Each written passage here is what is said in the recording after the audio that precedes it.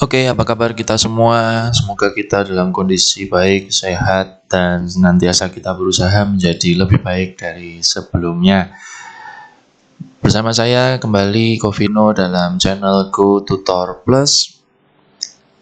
Pada video kali ini kita akan membahas tentang salah satu materi kimia kelas 11 tentang bab hidrolisis garam. Dan teman-teman semua, bagian bab ini akan saya bagi menjadi 3 bagian. Dan kita akan bahas dari bagian yang pertama tentang pengertian garam dan hidrolisis itu sendiri. Langsung saja teman-teman, kita akan membahas tentang bagian ini. Dan ketika kita membahas tentang hidrolisis garam, pertanyaan awal adalah apa sih senyawa garam? Dan juga bagaimana sifat garam itu sebenarnya? Apakah bersifat asam, basa, atau bagaimana? Ya, saya akan mulai dari konsep dasar bahwa yang namanya asam ditambah basa itu akan menjadi garam plus air biasanya ya, walaupun air kadang-kadang juga diabaikan ya. Jadi artinya garam itu terbentuk dari senyawa asam dan basa. Contohnya kita punya senyawa HCl dan basa NaOH ya. Ini asam dengan basa. Nah, ini dia terdiri dari komponen H+ dan Cl-, sedangkan NaOH itu terdiri dari komponen Na+ dan OH-.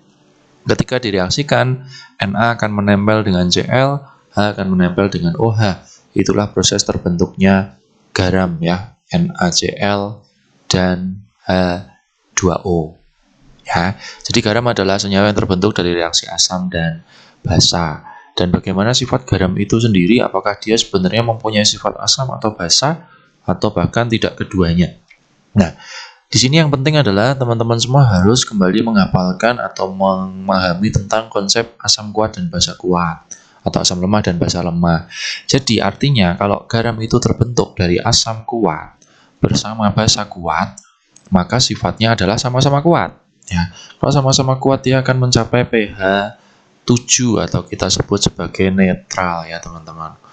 Tapi kalau kita memiliki asam kuat digabungkan dengan basa lemah, ini sifatnya akan menjadi asam. Ya, karena kuat asamnya. Kalau sifatnya asam berarti pH-nya kurang dari 7.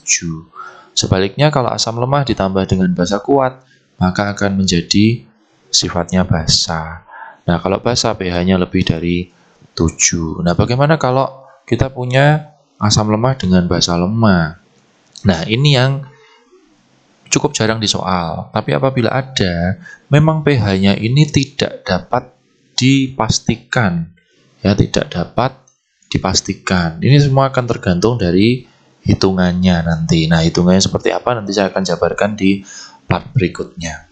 Ya, jelas ya teman-teman untuk pengertian senyawa garam dan asal pembentukannya. Dan pertanyaan berikutnya adalah apa sih reaksi hidrolisis itu? Ya kan? Dan senyawa apa yang mengalami hidrolisis? Gitu ya. Nah, hidrolisis itu terjadi ya namanya aja hidrolisis. Apa artinya hidro? Hidro itu air ya. Jadi hidrolisis itu adalah secara umum adalah reaksi dengan air. Ya kan? Nah, hidrolisis garam, karena garam ini berasal dari komponen asam dan basa, hidrolisis itu hanya berlaku atau terjadi pada komponen yang lemah. Ya, lemah. Jadi kalau ada asam lemah dan basa kuat, berarti nanti yang terhidrolisis hanya komponen asamnya, gitu ya. Nah, secara umum hidrolisis ada 2, ya, hidrolisis parsial dan hidrolisis total, ya kan? Nah, apa yang namanya hidrolisis parsial? Parsial adalah sebagian. Kenapa cuma sebagian? Karena tidak semuanya lemah, ya. Jadi hidrolisis parsial itu biasanya terjadi untuk senyawa garam yang terdiri dari komponen lemah dan kuat. Sedangkan hidrolisis total itu terjadi untuk garam yang terdiri dari komponen lemah dan lemah. Mudah-mudahan jelas ya teman-teman ya. Jadi hidrolisis adalah reaksi dengan air dan dia akan terjadi untuk komponen lemah. Dan untuk lebih jelasnya saya akan jabarkan di contoh yang berikut ini ya. Jadi misalkan ada contoh, buatlah reaksi hidrolisis NaCl, NH4Cl dan CH3CONa ya. Yang pertama dulu ya, NaCl. NaCl itu asalnya dari Na+ sama Cl-. Ya. Nah, Ini kayak kasih nomor 1. Na plus sama Cl min itu berasal dari komponen kuat. Nah, ketika kita reaksikan dengan air, karena komponen kuat tadi gimana? Tidak akan bereaksi.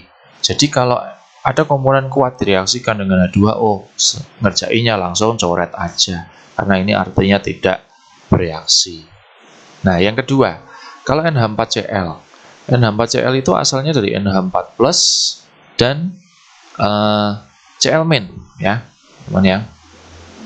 Jadi NH4 plus dan Cl min ya. Nah, ini ketika direaksikan dengan H2O, nah kita lihat dulu, Cl itu kuat, jadi dia juga tidak bereaksi. Tapi kalau NH4 ini lemah. Nah, hasilnya apa? Teman-teman bisa lihat di sini. NH4 itu komponen apa? Komponen basa.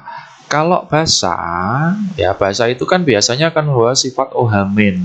Nah, ini gampangnya. Di kanan ini justru dia akan menghasilkan kebalikannya, yaitu H+. Nah, gampang kan? Jadi kalau basa, dia akan menghasilkan H+. Lalu sisanya apa? Ya tinggal dipas-pasin aja. Kalau H2O diambil H1 berarti masih ada HO. HO ditempelin sama NH4, jadilah NH4OH. Ini reaksi hidrolisis. Satu contoh lagi, kalau ada CH3COONA, ya CH3COONA itu adalah CH3COO pin bersama Na+. Ya, ini akan kita reaksikan dengan H2O. Ya. Nah, ingat Na itu kuat, berarti dia tidak usah bereaksi. Lalu CH3COO- ini lemah. Terus reaksinya jadi apa? Kita lihat lagi. CH3COO- ini kan komponen asam ya. Nah, kalau asam justru nanti di kanannya akan menghasilkan komponen OH-. Nah, kalau OH-, H2O ini menghasilkan OH- berarti masih ada sisa H. H-nya ini yang ditempel ke sini, jadi CH3COOH plus OH-. Mudah-mudahan jelas teman-teman ya. Ini contoh reaksi hidrolisis dan juga bagaimana pengertian tentang garam. Ya. Dasar, tetapi mudah-mudahan ini menjadi tutorial yang baik bagi kita semua.